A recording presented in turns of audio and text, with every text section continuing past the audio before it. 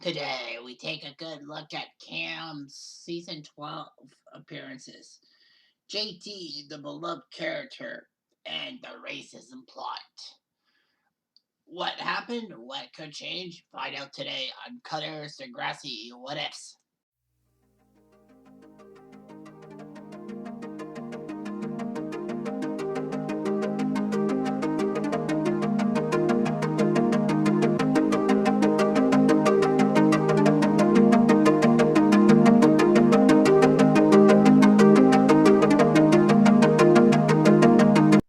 Hey there, ho there, it's Jeff Cutter Diamond welcoming you to yet another Degrassi Cutter What Ifs, or whatever it's called, fuck. Anyway, today's What Ifs have to do with some very tragic moments. Two tragic deaths and a tragic plot in a tragic time to be in. It didn't result in deaths, it just deaths of characters' perceptions. So anyway, our first what if has to do with season 12 and one of the biggest plots of all time. Now, the start of season 12 started when Simpson finally decides to get rid of the dress code that had plagued Degrassi for the second half of season 10 and most of season 11. And then he introduces some new students that are joining the Degrassi school as members of the Toronto Ice Hounds, in a major junior hockey team that's going to bring people to the NHL and all that.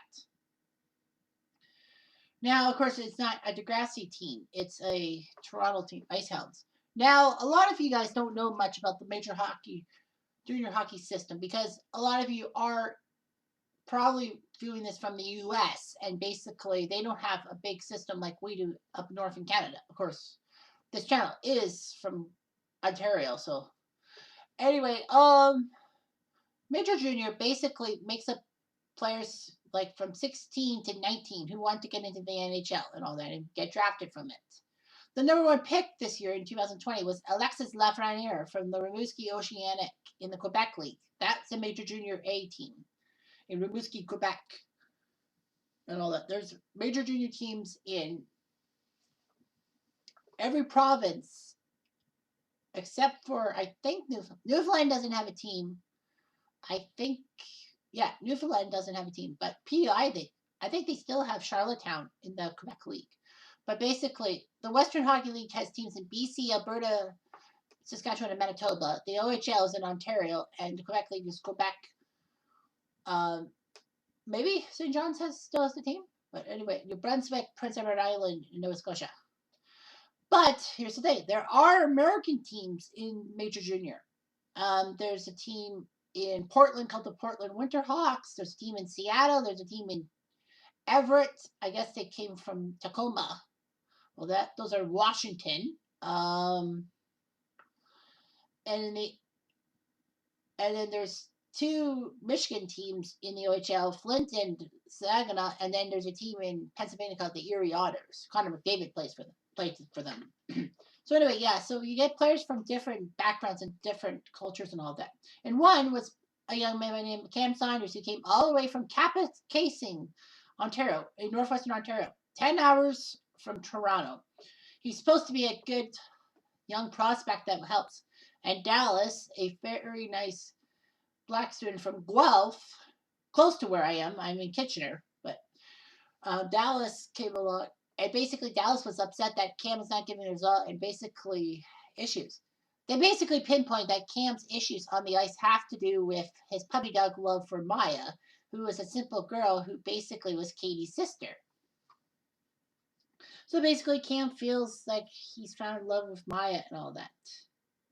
Unfortunately, there's something standing in his way by the name of Sig Novak, who basically thinks that Maya should be his. Basically, Cam has issues at the yin yang. He wants to profess his love for Maya. He wants to impress his team, but the problem is he's stressed. The one major thing about Cam was homesickness. I mean, gosh, if you're 10 hours away from home or longer, you're going to be homesick. So he tries to talk to his parents over the phone or over the internet. Probably wishes that they came to see him. But unfortunately, that doesn't help out. And then he basically feels bad about letting his team down. So he tries to injure himself by slashing his wrist with his skate blade and then jumping off the balcony at Degrassi school and all that. So basically, yeah, he gets out of hockey and all that, and then he can focus his attention on Maya. Unfortunately, in a Spirit Week competition, Sig provokes Cam, and Cam gets mad at Sig and beats him up. Cam gets suspended for a week, and basically, Cam is being persona non grata by Maya. But Cam apologizes to Maya and basically feels that he's bad. He feels bad for how Maya felt. Maya agrees and decides to basically say, "Okay, that's cool and all that." But then the next day, Cam swipes Maya's stuffed animal Hoot and basically says, "I'll give it back to you in front of the school." Probably some kind of rendezvous. Unfortunately, Sig comes by and basically says, if you love Maya, you stay out of her life forever." Basically, Cam doesn't know how to feel and all that. So Cam decides to break up with Maya over a text, and then he somehow heads to the J.T. York Memorial Greenhouse. Eli and Claire were gonna plan a picnic, and basically Eli notices something in the greenhouse. It's Cam, and he was shot to death and all that. Now a lot of people speculate on how Cam died. Did he kill it? Did he slash himself? Did he, hang himself? Or, more likely than not, did he drink some garden chemicals? As somebody who worked at a garden center for one summer, that being last summer, 2019, I can attest that that's possibly it because, garden chemicals have a lot of toxicity in there. I had to take an online course to deal with these things, and, it all makes sense and all that. So basically, that could be a good point too. But the fact of the matter is that Cam died, and Maya didn't seem that indifferent. Basically, she said that, "Oh, Cam is stupid for killing himself. I would have helped him out if I had to." And basically, yeah, all that. Sig does admit his guilt to Maya that he may have killed Cam, and Dallas goes off the rails and almost jumps off the roof, but Fiona thankfully saves Dallas's life, if you will. So yeah, Cam plays in Maya's head and all that. Basically, Maya still has Cam in her head because he was her first love, and basically she should have done enough to help him. I mean, she was a kid. She was like a young teenager. I mean, like, crap, you can't help everybody. Unfortunately, that was basically the whole thing with Maya. We're trying to help people and basically try to get rid of this Cam stigma, but sadly, it didn't really work. So basically, the big question is, what if Cam didn't kill himself? But there's also another what if attached to it. But what if Cam didn't kill himself? Unfortunately, though, unlike most characters, Cam's actor was basically told that he's gonna die. He's gonna be in the first half of season 12, and basically by the second half, he's gonna be dead as a doornail. So probably, I think we would have loved to see what Cam got past it. I think in a way that Maya would finally have realized that Cam needed help, and Sig would probably be fuming. Sig probably would be dating like Zoe or another girl to make Maya jealous, but Maya may not have allowed it. Sig would have been pissed off. He would have done whatever it took to try to get rid of Cam because he was jealous over what Maya is. And the problem with Sig, with his love for Maya, is he basically dated Zoe on purpose to stick it to Maya because Maya was with Miles. And so basically, yeah, he was trying to hurt Maya in a sense. And then Maya, for some reason, decides to go with Sig in season 14. I guess out of guilt because, he was living the gang life and all that, and Maya was trying to help him out. I mean, yeah, the Cam situation really played with her. She had issues dealing with Cam. She envisioned Miles being like Cam and all that in season 14. And, she never admitted that Cam had got to her head. I wish she did. But the fact of the matter with this what if is basically, yeah, Cam was doomed to be dead. But basically, yeah, Cam probably would have got better. And the big thing was that Simpson would have Simpson probably would have realized Cam was in trouble and basically helped him out. Remember, this is the same Simpson in season 4 who was upset that Raj was not taking responsibility for Rick's actions, basically pushing Rick to the side, saying, "Come back to me when something serious happens," and all that. I think that Raj probably told Simpson that he never said Jimmy was bullying him. I would have believed him, but he was just saying he was not being my friend and all that. Raj had a point. But the fact of the matter is that Simpson probably used the Rick Murray situation to tell himself not to let bad students fall for the cracks. Get the students help they need so that basically we don't end up with a Rick Murray situation at Degrassi. So yeah, and what if Sig, or what if Sig had let up? I think Sig was just basically a jealous prick and all that. He was portrayed as that in season 12. Okay, so let's get off that and let's go to number 2, and that's JT. Now, JT was basically comic relief for Degrassi for many seasons. He had a few decent storylines, but like in season 2, when basically he had a crush on Miss Hassel-Ackles and had to feed hamsters as punishment, and then gets closer to Hassel-Ackles. And then basically in season 3 he becomes an actor. He leaves Toby high and dry. He gets himself in a commercial that everyone laughs at except for Manny.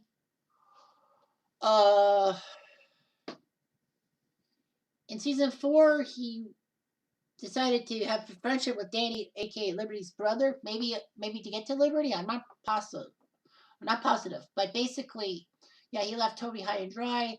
Basically, he bought a penis pump because he saw Craig's member and thinks that Manny is impressed by Craig's penis and all that. Yuck.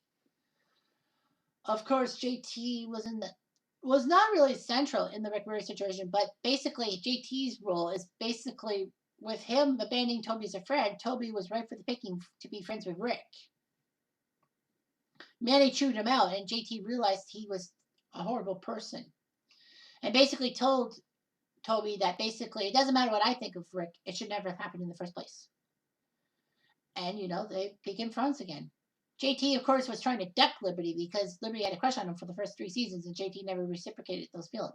But then when they did Dracula and were put in detention because they dared to write a song that highlighted Rash's terribleness, basically they decide to get together. And then during the summer, Liberty gets pregnant. JT crashes his car at the same time as Liberty tells him she's pregnant. So basically, JT is trying to do all he can to be a good father and all that. That includes talking to his grandmother, who basically said, "I'm not going to take care of that kid like I took care of you." And JT says, "I'm not going to be like my dad. I'm going to actually be happy with this kid." And then you got yourself the fact that JT decides to be a pharmaceutical assistant, and thanks to Jay's persuadance, basically he sells drugs and all that to try to make money and all that. Liberty finds out about it and basically wants JT to quit the life. JT, I think, was trying to get out of it, but basically he couldn't risk it. And basically he knew he was in deep trouble, so he decides to take some pills. JT, there was a suicide attempt, and Liberty decides to get rid of the baby.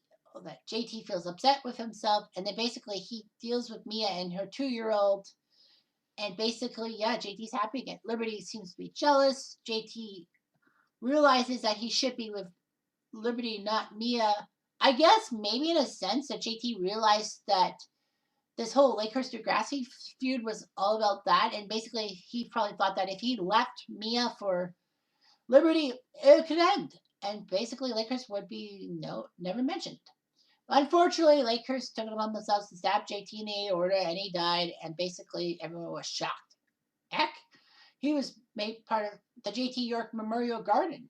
They did a nice tribute to him in season 7. Well, of course, the big thing is, what if JT had not died? But the problem is, the actor Ryan Cooley wanted to go to university, and he had persuaded the writers to basically kill him off in a gory fashion. I'm like, really? Now, granted, some actors would want to go to university and all that and try to get away from Degrassi in a sense. But the fact of the matter is, they didn't have to kill JT off to get rid of Ryan Cooley. Basically, for me, JT could have got an acting job in another city and all that, and basically he was going to leave with his mom if she was alive. I don't know if she was alive at that time. Or JT basically, yeah, JT basically left for for a job for a job, an acting job, and basically he would leave Degrassi. You could have just written him out in a nice farewell episode without killing him off. Like fuck. I know the JT staff basically had character developments for, especially for Liberty and Mia, and also an indirect character development for Emma, who was basically pissed off that Manny refused to talk to her about the situation, even though that steps from Emma's house at a party they should not have thrown in the first place. Emma felt guilty and all that. But the problem for me is that, yeah, what if JT had not died? Would they have kept the Degrassi Lakehurst feud going?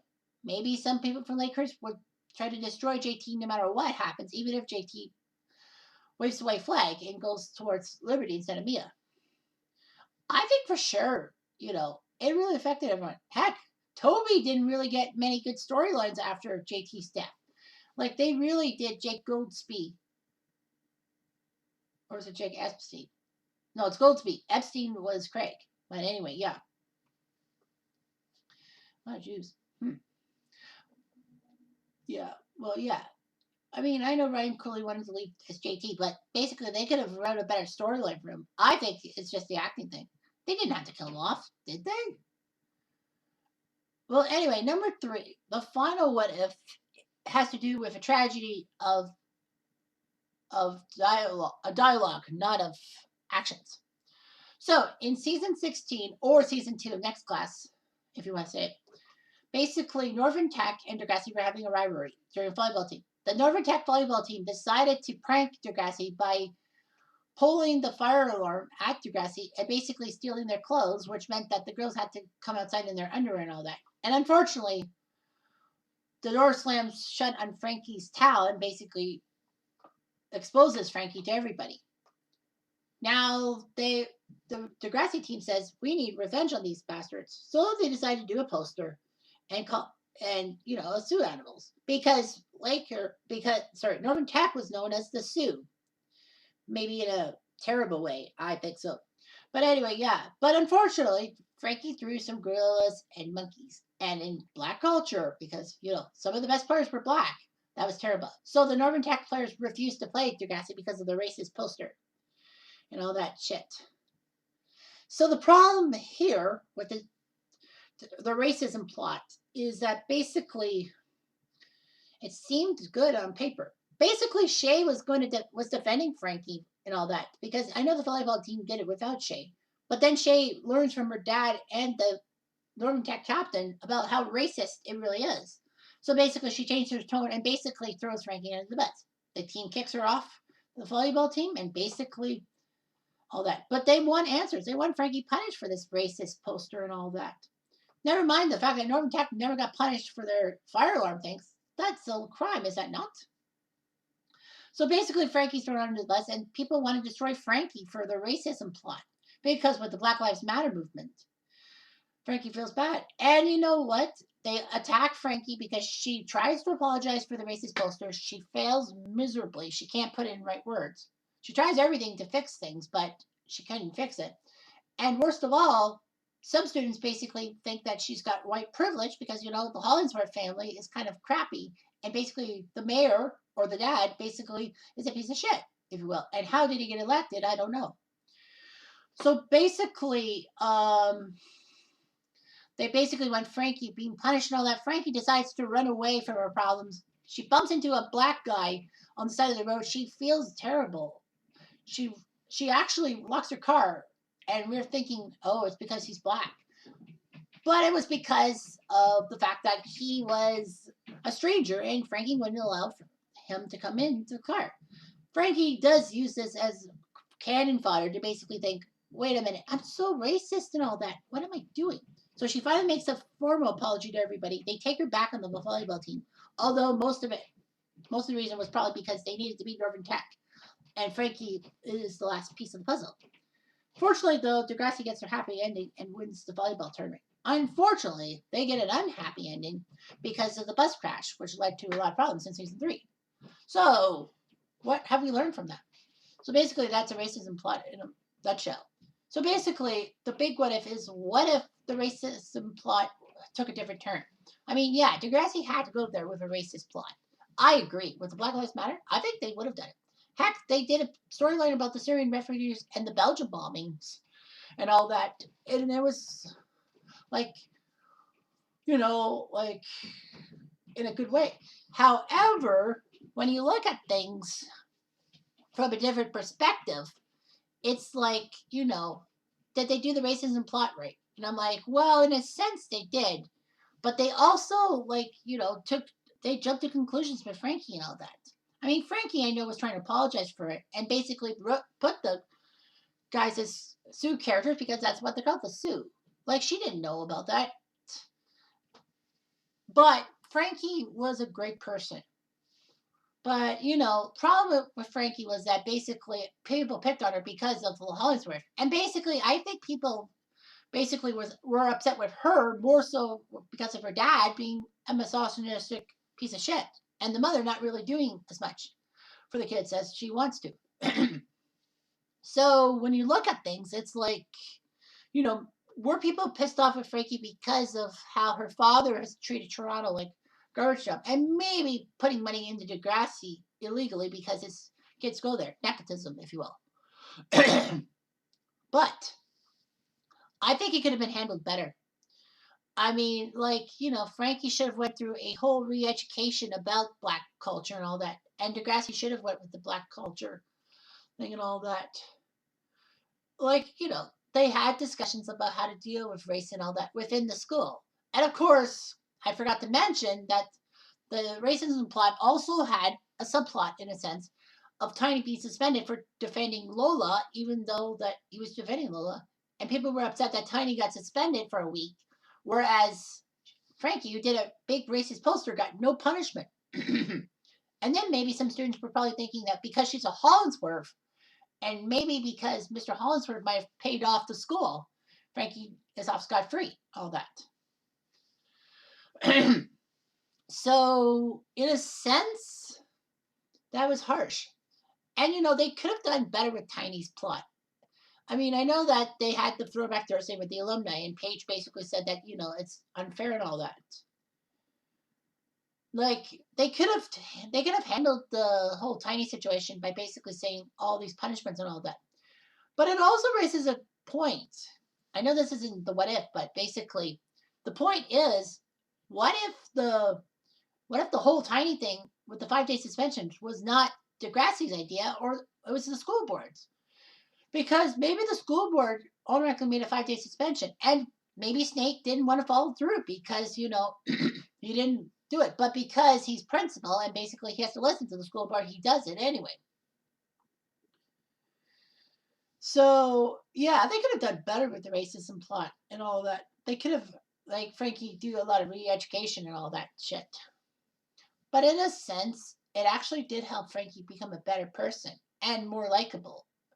But, coming from a family that had a big brother who basically was taking drugs to forget about his dad's beatings, a younger brother who basically took a gun to the school to try to go after Maya and everyone for calling him a misogynist,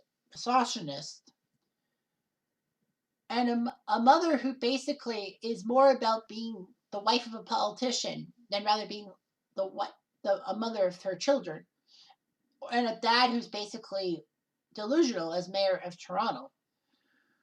She was the good one in a sense. And she learned her lessons. That's good. We all should take lessons from the Degrassi racism plot. Racism isn't cool, especially in 2020. So, anyway, I'll sign off. I'm Jeff Diamond. Goodbye.